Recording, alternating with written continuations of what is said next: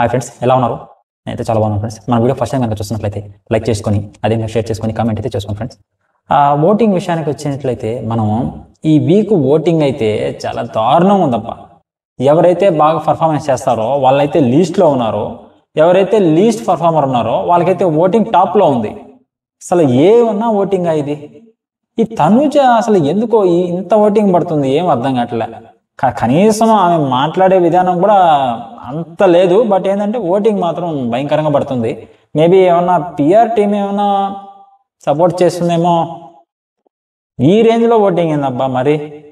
రీతు చూస్తే సెకండ్ పొజిషన్లో ఉంది, సంజన చూస్తే థర్డ్ పొజిషన్లో ఉంది, డీమన్ పవన్ 4వ ప్లేస్లో, భరణి గారు 5, సుమన్ శెట్టి 6.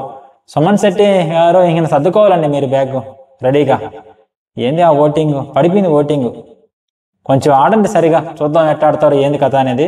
సుమన్ శెట్టి గాన ఈ వీక్ గాన అంటే ఇంక రాబోయే 4 రోజుల్లో గాన సరిగా పర్ఫార్మెన్స్ లేకపోతే ఈయనే సర్దుకుంటాడు బ్యాగ్.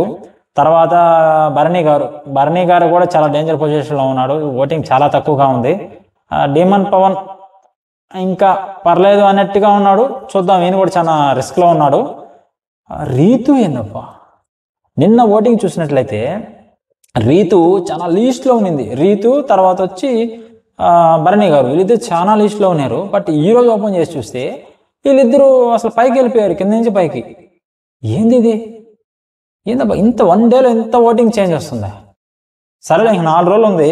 ఈ 4 రోజుల్లో మ్యాక్సిమం ఈ సుమన్ శెట్టి గారు ఆ భరణి గారు గాన ఓటింగ్ కొంచెం టాప్లోకి వెళ్ళారంటే డీమన్ పవన్, రీతు వీళ్ళిద్దరూ రావడానికైతే ఛాన్సెస్ ఎక్కువగా ఉన్నాయి బయటికి రావడానికి.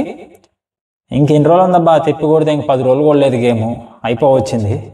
చూద్దాం, మేబీ ఈ వీక్ అయితే డబుల్ ఎలిమినేషన్ అయితే ఉంటుంది మ్యాక్సిమం. ఎందుకంటే మనకి డేస్ కూడా ఎక్కువ లేవు. ఇంకా నేను ఈవినింగ్ కూడా ఒక వీడియో చేస్తాను ప్రోమో గురించి. అదేవిధంగా ఈవినింగ్ ఓటింగ్ ఎలా ఉందో కూడా నేను మీకు వీడియో చేసేట్లయితే చెప్తూ ఉంటాను. సో నేను రీసెంట్గా యూట్యూబ్ ఛానల్ అయితే క్రియేట్ చేశాను. సో మన వీడియోకి మీరు సపోర్ట్ కావాలి.